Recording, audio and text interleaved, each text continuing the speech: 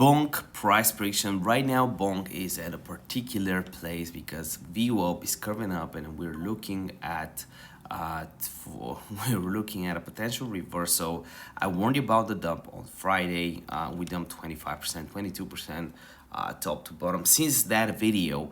And again, this video is no financial advice. I'll just tell you what I feel, what I think.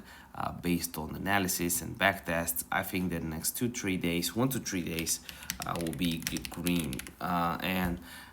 So I'm betting, I'm bidding, and the signal chat will be bidding.